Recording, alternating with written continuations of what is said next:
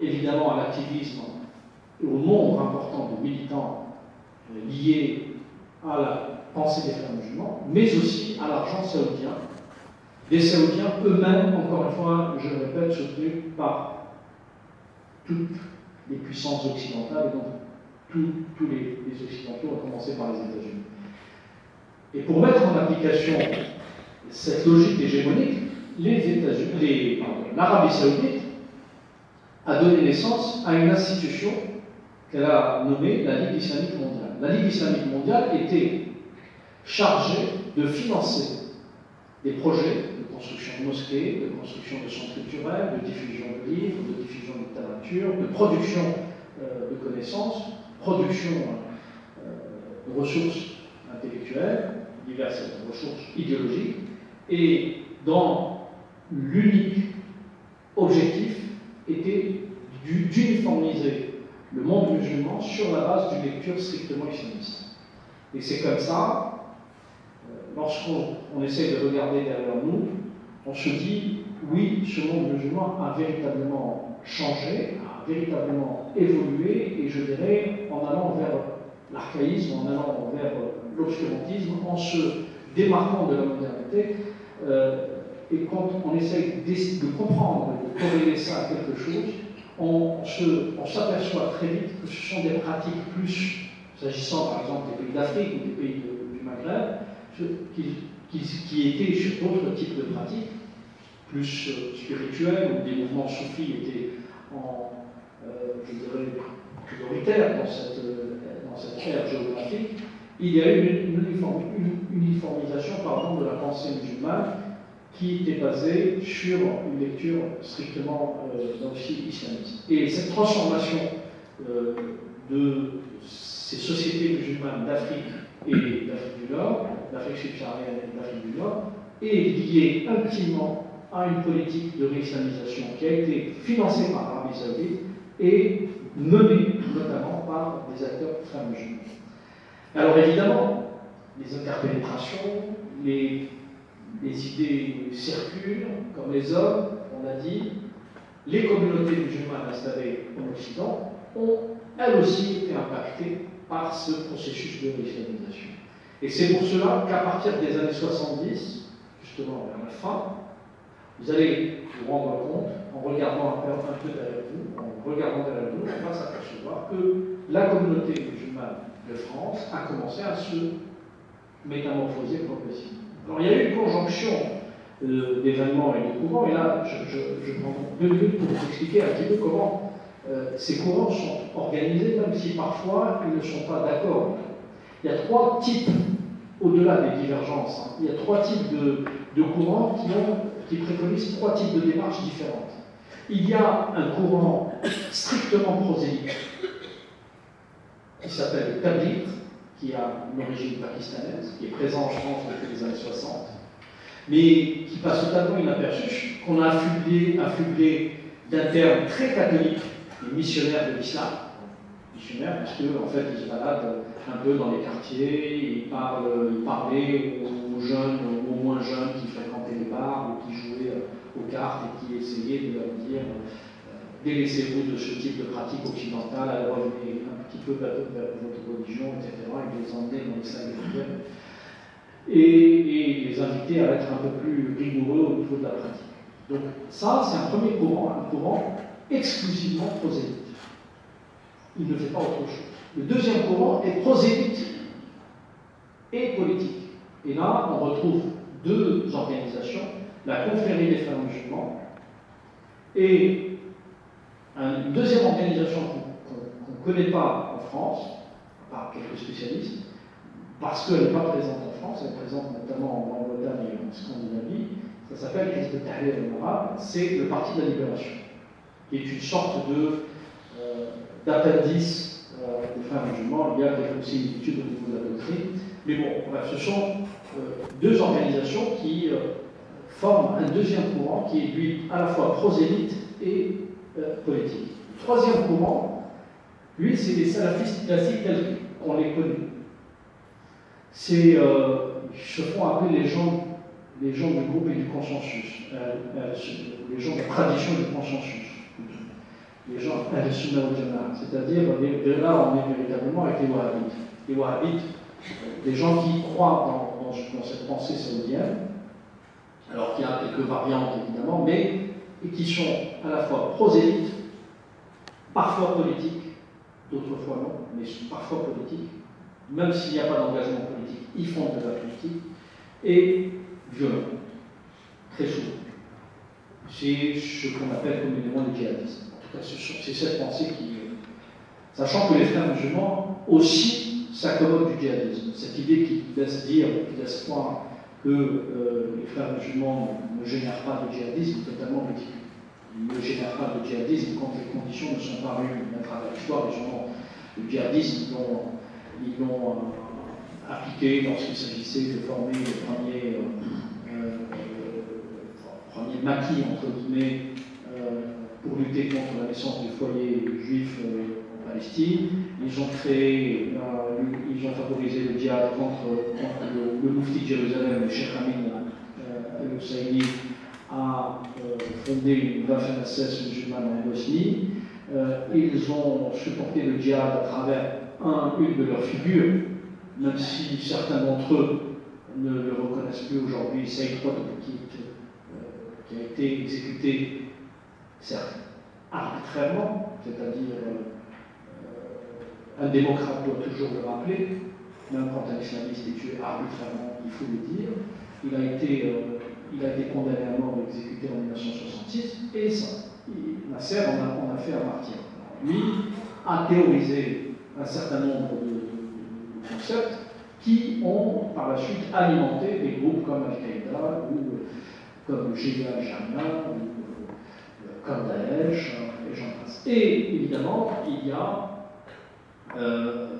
les travaux, la pensée qui a été développée par l'Arabie Saoudite et ces interpénétrations qui se sont constituées, qui ont permis d'une certaine façon à ces différents groupes de s'alimenter mutuellement. Parce que là aussi, il faut faire attention à ne pas penser qu'on est en train de parler de systèmes figés. On est dans les sciences humaines, donc ce sont des systèmes complexes, c'est des gens qui parfois évoluent. Moi j'ai eu l'occasion de le voir en travaillant par exemple sur des réseaux terroristes ou sur des dossiers de terrorisme. On a souvent des profils de jeunes gens qui ont commencé par être séduits par cette forme d'islam un peu bigote, un peu rigoriste, proposée par le Tabligh, donc les fameux missionnaires, entre guillemets, les fameux prosélytes, mais qui se sont très vite ennuyés, ont voulu un autre type d'engagement, ont rejoint les frères musulmans, et qui, in fine, se sont retrouvés dans des réseaux djihadistes classiques. Ce sont des cas qui se sont produits. Donc, toute cette transformation a eu lieu sans que cela ne soit visible, parce que ça se passait à l'échelle internationale. Et la France, d'une certaine façon, ou l'Europe, n'était ou ne subissait que les conséquences de tout ça. C'était pas le but. Le but, c'était pas de dire on va embêter les Français. Et ils sont dans une démarche globale.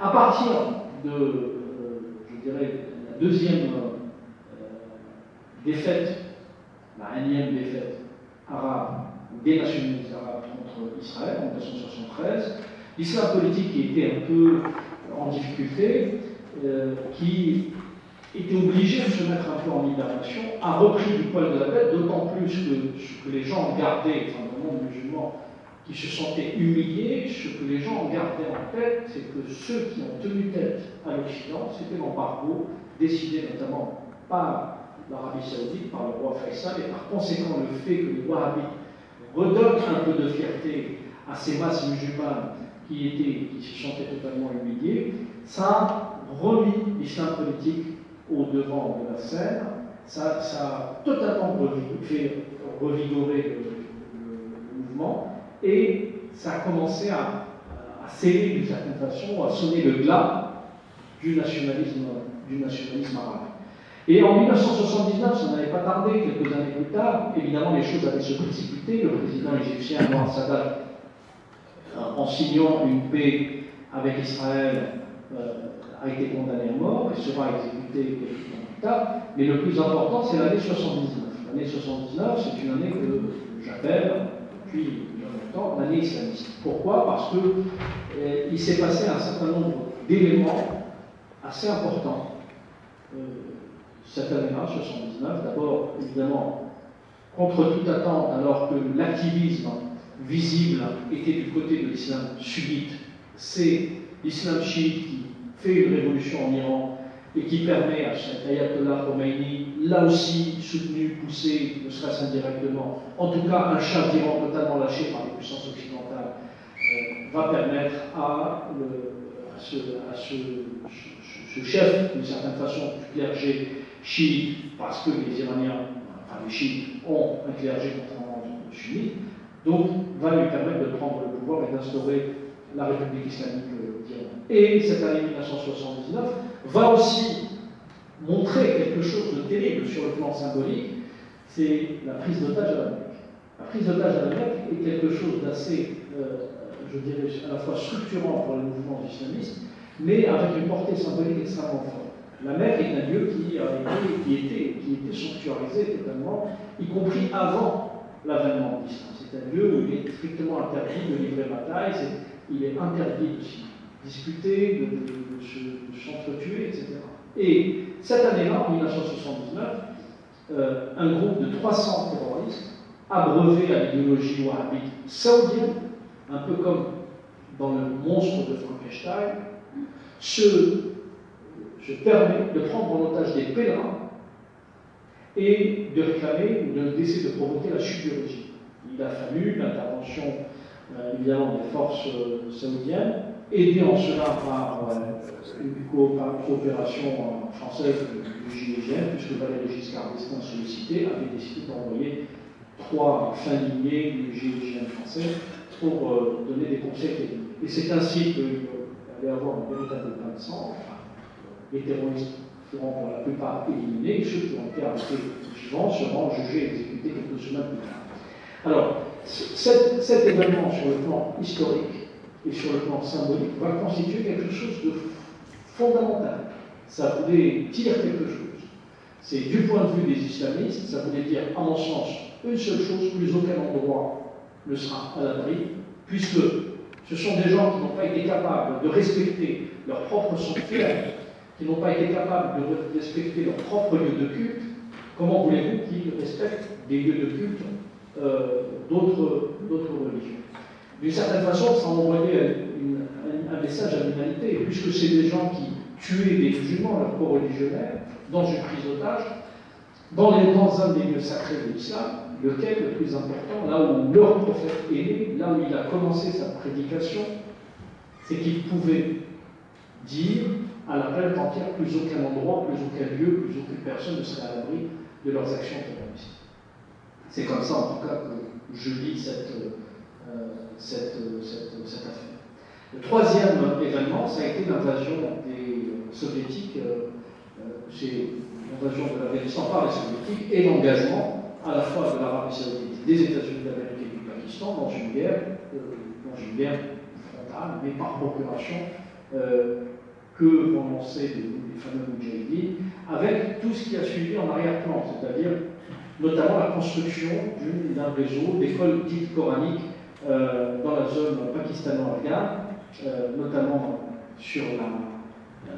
tout au long du tracé entre l'Afghanistan et le Pakistan, parce qu'à l'époque, Carter d'abord, mais surtout Reagan par la suite, ont tenu absolument, à travers la CIA, à dire aux Moudjahidines la chose suivante: il faut que cette guerre soit une guerre de religion, parce que les communistes sont des athées et ils viennent pour souiller notre terre qui est sacrée et pour s'attaquer à votre religion.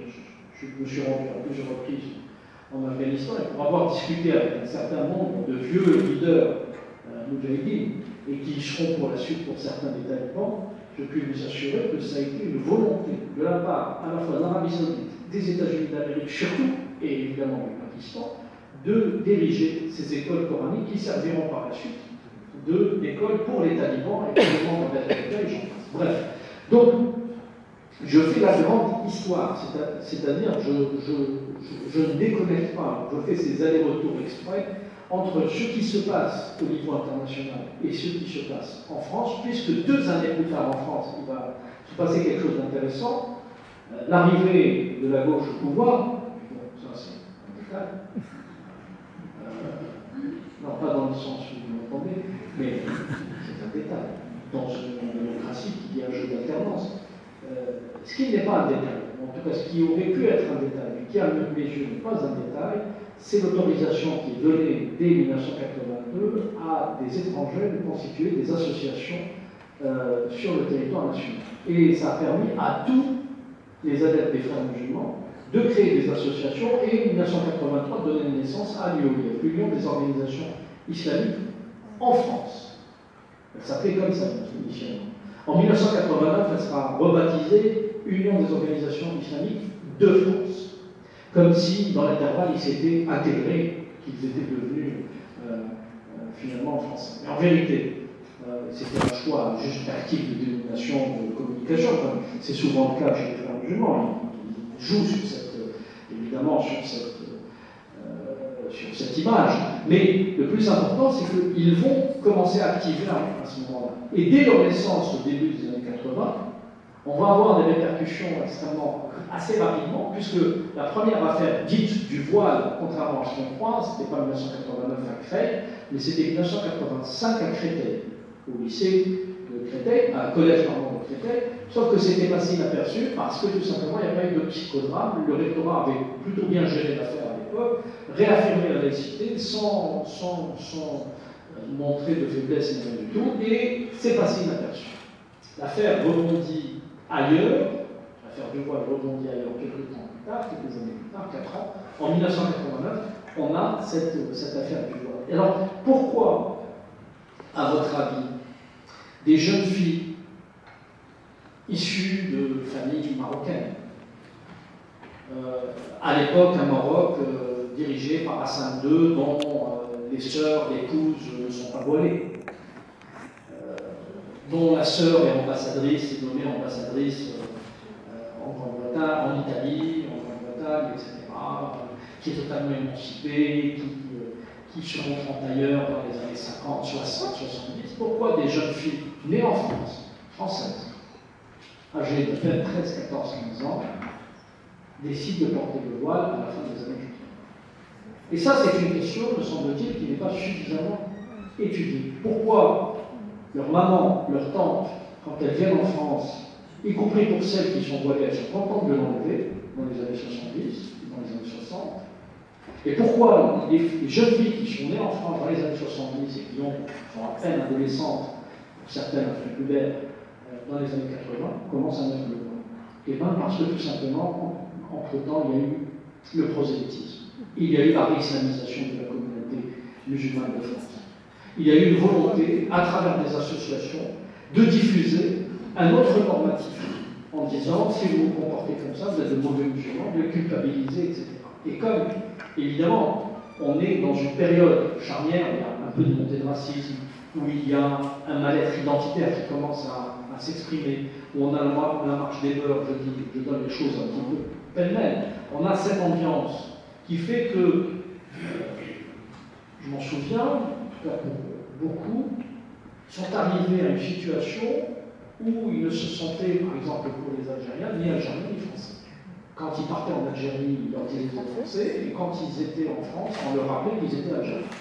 Et les islamistes se sont engouffrés dans cette brèche psychologique en leur disant non, mais c'est pas grave, vous n'êtes ni Algériens ni Français, vous êtes musulmans. Et ils leur ont livré d'une certaine façon, surtout les frères musulmans, leur ont proposé l'islam comme identité de substitution. Et c'est ainsi qu'on a commencé à voir dès les années 80 une transformation, littéralement, je veux dire, des codes, des rituels, des codes langagiers, même sémantiques, des manières de parler qui a commencé à changer, un accoutrement qui commence à changer, et des pratiques qui commencent à changer, et qui ressemblent curieusement, non pas, j'aurais été à la limite normale, pourquoi pas, non pas à des pratiques qu'auraient eu leurs parents ou leurs grands-parents, non, à des pratiques qui sont légion plutôt au Moyen-Orient et au Proche-Orient. C'est-à-dire que c'est véritablement le problème qu'on a vécu, quand j'étais en Algérie, qu'on avait vécu en Algérie, c'est ce que je dis souvent dans des débats ou dans des échanges